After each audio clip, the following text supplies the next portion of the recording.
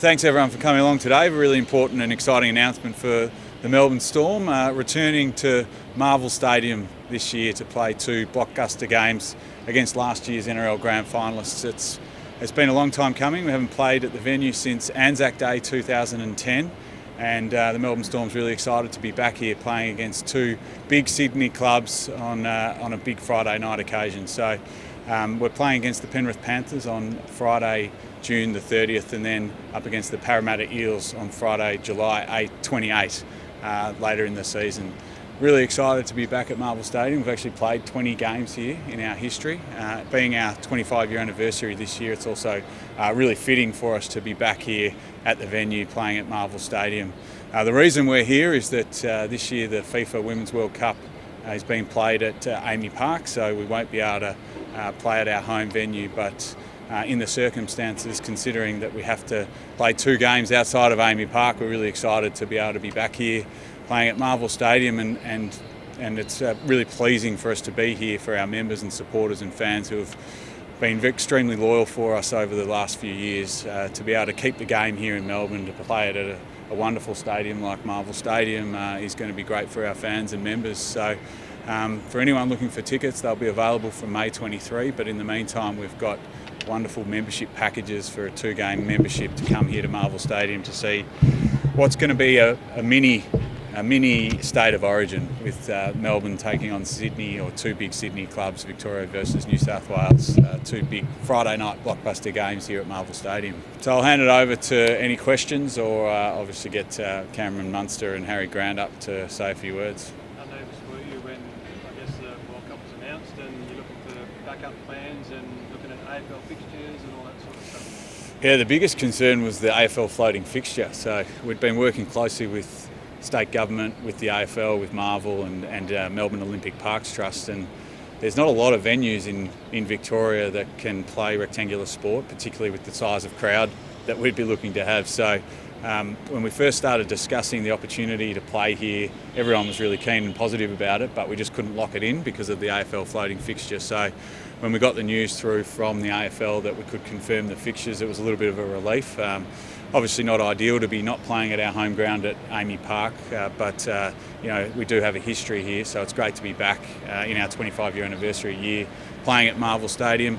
And pleasingly, the NRL have looked after us and given us two really big Sydney clubs to play against, so we're expecting a really big crowd. And for anyone that hasn't been to a rugby league game but loves coming to Marvel Stadium under the roof here, not impacted by the weather, we're expecting a really big crowd. Our biggest home and away crowd here is just over 25,000, and our biggest crowd altogether is a preliminary final back in 2007 where we got just over 33,000. So we'd like to think that we'd be somewhere around that 30,000 mark in terms of crowds for these two games, and hopefully we get a big representation of not just Melbourne Storm fans and members, but sports fans in Melbourne coming down to see a really big game of rugby league under the roof here at Marvel Stadium.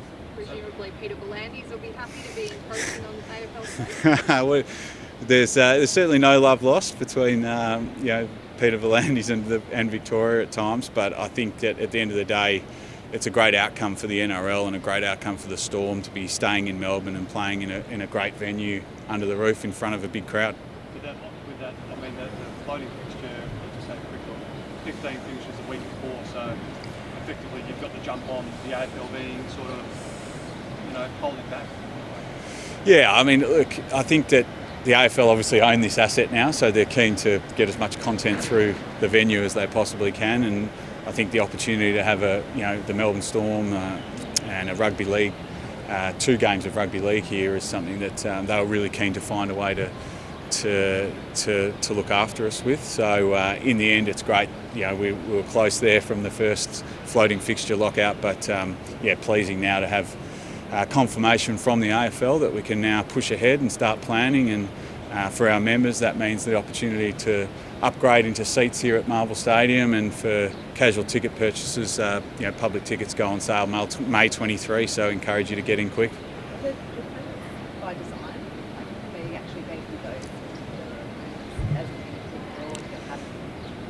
what you're looking at? Yeah, it was part of our request. So we knew that we weren't going to be able to be playing at AAMI Park, and we knew that if we were going to come to Marvel Stadium to play, we were really keen to make sure not only the fixture was on a Friday night or something that was going to help us with the crowd, but also the opponent, because we know when we play the big opponents from Sydney, we draw the bigger crowds. So it was great to be able to work with the NRL to achieve that outcome and to be playing last year's 2 grand finalists, particularly Penrith, who's we've had a great modern day rivalry with. It's going to be fantastic for NRL in Victoria and for the Melbourne Storm.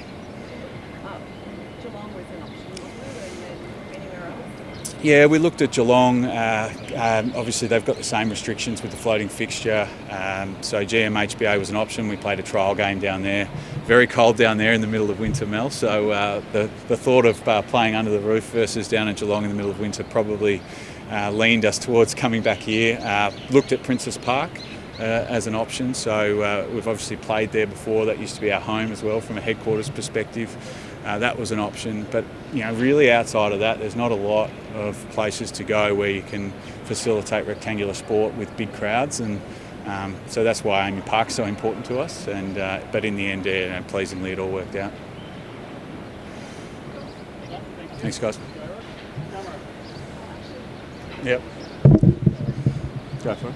Oh, well, I just wondered about your coach. Sorry, I didn't last minute, but is there any movement there? I know you've been off the bye, maybe you've had a bit of time to. Yeah. He was maybe meeting with Matt over the break. Yeah, he did get home over the break. Everyone had, I think, 5 or 6 days off. So we've given him every amount of time that he needs to obviously make his decision.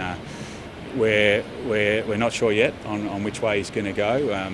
It's obviously a really big decision for him and for his family. We're hopeful of getting an answer from him in the next couple of weeks. It's very much line ball, 50-50 on which way he's going to go, and we're hopeful that he stays on in the senior coaching role. But if he doesn't, it's pleasing to know that he'll still be around and involved with the club. So maybe by this time next week we'll have an answer. Is that frustrating as you're trying to plan for your future? Nah, not really. To be honest, we're used to it. We do it every year. But also, we're going to give Craig as long as he needs.